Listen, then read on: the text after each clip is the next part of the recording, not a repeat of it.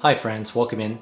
So today I'll be talking about a mouse that's been around for a couple years now, and that is the Logitech G Pro Wireless. So I've had my eyes on this mouse for ever since it came out, but I could never justify buying it, especially at the $150 price point, simply because I just didn't need the upgrade. And also, at the time when this mouse came out, I had just bought myself a new mouse, which was the SteelSeries Sensei 310. And I've had this mouse for like 2 to 3 years now, and it's been my main driver ever since. I love this mouse, and going forward, every mouse that I do a review on, pretty much I'll be using the Sensei 310 as the reference because I like this mouse so much. Now, a ton of people have already reviewed this mouse. I mean, it's been out for a couple years, so I'm not gonna be fully in-depth covering this mouse. I mean, it would just be pointless and redundant content on the internet. More importantly though, what I will talk about in this video is why I decided to pick up this mouse now in 2020 and make the switch from my SteelSeries mouse. And also, there has been rumors and kind of sort of leak on a new Logitech mouse. I'm not going to talk too much about it because I don't have enough information about it, but when that mouse does get released, I'm going to try to get my hands on it and review that. But in order for me to do a proper review of this new Logitech mouse, I want to be able to get my hands-on experience first with this one because the G Pro Wireless is such a popular wireless mouse, and I'm sure that my intuition tells me that when that new Logitech mouse comes out, they're going to ask, oh, how does it compare with this one? So it's important that I pick this one up first. Okay, let's jump in.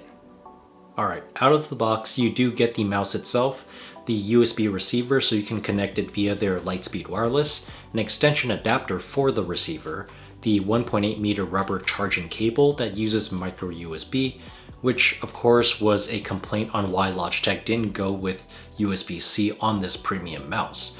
You also get the interchangeable and detachable side buttons or button covers for the, side buttons on the mouse, which you will or won't use.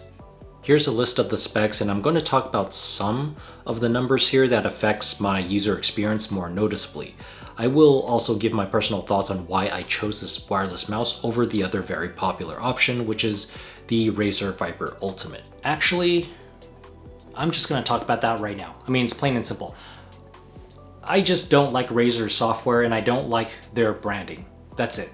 Okay, not to say that the Viper Ultimate is a bad mouse. My best friend has the Razer Viper Ultimate and I've already tried it out. I just like the G Pro a little bit better. That's it.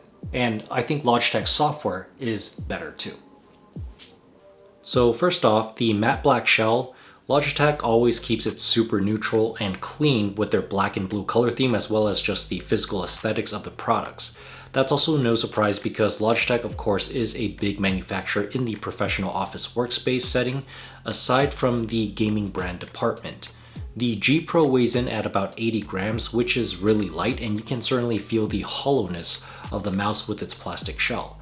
The mouse overall is a bit small for me, as I do prefer a bigger palm support, but this is probably something I can train myself to get used to, but we'll see. There's up to 8 programmable buttons on this mouse, including the DPI toggle that's located underneath the mouse. The scroll wheel is also buttery smooth and quieter than my SteelSeries mouse set, which I really like. Here's a quick sound test.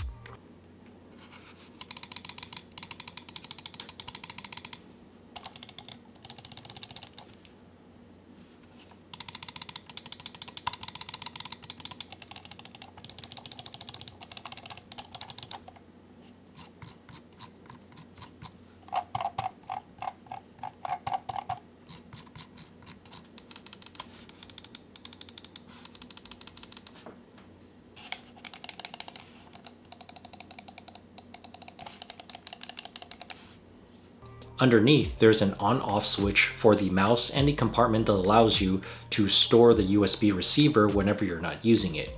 You can take the mouse to go as such or using the mouse while the USB charging cable is plugged in. The G Pro is also compatible with the PowerPlay charging mousepad that's optional if you want to get that wireless charging. I personally didn't get it because I prefer to save my money and am perfectly fine with charging the old-fashioned way. Now, one thing I will say right off the bat after my first couple of days of use is that no other mouse really compares to the grip of what SteelSeries has done with their silicone side grips. A pure plastic mouse body all around like the G Pro will never compare with something like the Sensei 310's grip in my opinion. Now, of course, that's just one aspect, and that is not the overall deciding factor of how good a mouse is. And that may just be my personal preference, and some people don't care, but I can tell you silicone rubber grips on a mouse is something I can truly appreciate. Not only does the rubber give better grip, but it will also protect parts of your mouse from microabrasions and the oil from your hand rubbing off of the coating. An extra accessory that I bought to address that slippery grip on the G Pro Wireless mouse that I'm not quite used to yet are these tape pads from Amazon made specifically for this mouse. And I can tell you it makes a big difference. I'll have the link to this down in the description below along with the G Pro as well if you're interested. The other thing I can appreciate on the G Pro is that it is an ambidextrous mouse, since I do prefer that over an ergonomic mouse. On top of that, Logitech has given us the option to easily modify and switch out the side buttons on the sides you don't use depending on whether you're a left-handed or right-handed user. That's definitely a nice thing to see, and that design idea certainly reflects as a part of that premium $150 price point. Smoothness on gliding. The stock PTFE feet is pretty good. I've tried it both on a regular fabric cloth mousepad as well as my wool mousepad. One thing I will talk about in terms of the PTFE feet or Teflon feet used on mice, some people like to change it out if it's not smooth enough, and you can certainly do that. I personally don't like it when it's too smooth and prefer a small bit of resistance, because when it's too smooth, sometimes I overshoot my target when gliding my mouse and cursor. It's honestly just a minor muscle memory thing for me. There's no right or wrong to this. This is just what you're used to, and you can certainly adapt over time to the smoothness of how your mouse glides as well. So as for the stock feed on this mouse, I didn't do anything to it. I kept it the way it is. Now, lighting. There's only one lighting zone, which is the logo here, which can be customized through Logitech's G Hub software. On a full charge, the mouse has lasted me more than a whole 24-hour day easily with juice left over, and the LED lights on at full static brightness. Without the lights on, I'm definitely getting over 50 hours. Side note, it's also my personal habit to charge all and any wireless devices I have in my house overnight when I sleep. So having this mouse die on me during use is never going to be a problem from a battery life standpoint. And of course, I didn't charge it overnight during the battery life test, so I can get the actual numbers of how long it would last. The Hero sensor on Logitech's mice is great.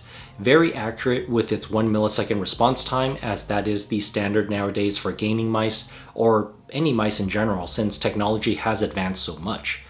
The max 16,000 DPI, I really don't care about this number because I will never go anywhere near that high of a sensitivity. I personally only use 2 DPI settings on any and every single mouse I've ever used and owned in my entire life. And that's 1000 DPI for gaming and 1200 DPI for productivity workflow.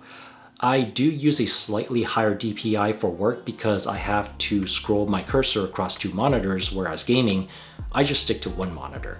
But the 16,000 DPI, I mean, I don't know anybody who uses that or anywhere near that. It's there if you want it. Final thoughts on the G Pro Wireless mouse. I like it, but I don't love it. Okay, and I think that the Sensei 310 still fits my hand better, and it's because it's got a bigger butt. It's got that nice handfold to give me that full palm support that I need, and this mouse doesn't. But I've only had this mouse for a week, and I'm going to give it some more time to get used to and see if I can adapt to it. Smaller mouse, and I'm still making the switch because I think all of the other features that it has, the software, everything, it is great. And I'm trying to transform my workflow on my desktop to be as wireless as possible where it makes sense to, and as gaming as well. So yeah, I'm still making the switch. At this point, I am just waiting for SteelSeries. SteelSeries, if you guys are watching this video, if you come out with the wireless Sensei, let me know. I'm not a fan of the heavy wireless rival 650 mouse that you guys have. Not a fan. Okay, so yeah, that's it for this video, guys. Let me know down below, comment what your top picks are for your wireless gaming mice if you have one or if you like them. And thumbs up for the video if you like this video, subs for more content from me, and as always, I appreciate your time watching this, and I'll catch you in the next. Peace.